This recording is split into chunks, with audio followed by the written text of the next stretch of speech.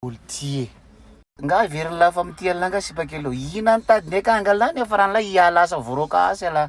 Ultie efa samby lehibe rangatsika fa ina ny dira la fianako avelo za iaina sani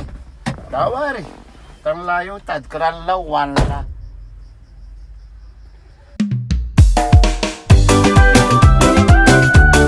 allo te marivo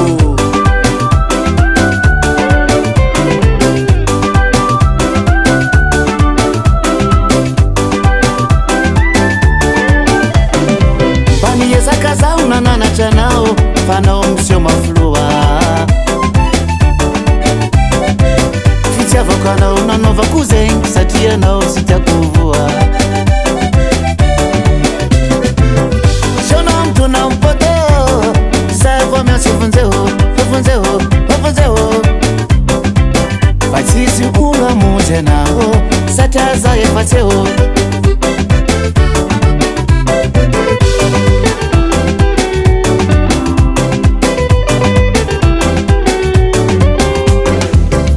Zakazao na nana chanao fanao msio maflua Fitia vokanao na nova kuzeng satia nao sitakuvua Shona mtu na mpoto Sawa miansi funzeo Fatisi ula muje nao Sataza ye fateo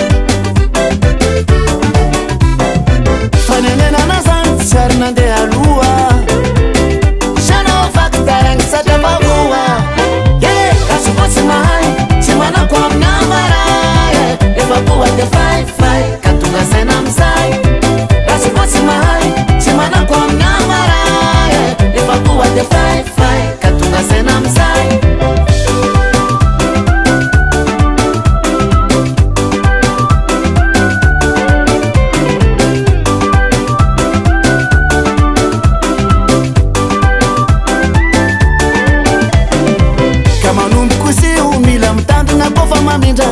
Fa ulu pamatki zing matitka ulu akaiky madindra Ko misy ketrika eritreretina azambara ulu Fa misy olo sasany tsy aposinao manao jerimborondolo Ka manomboky izy ho mila mitandrina koa fa mamindra Fa olo pamatky zing matitka ulu akaiky madindra Ko misy ketrika eritreretina azambara ulu Fa misy olo sasany tsy aposinao manao jerimborondolo Fanenena na zany tsy ary nandeha aloha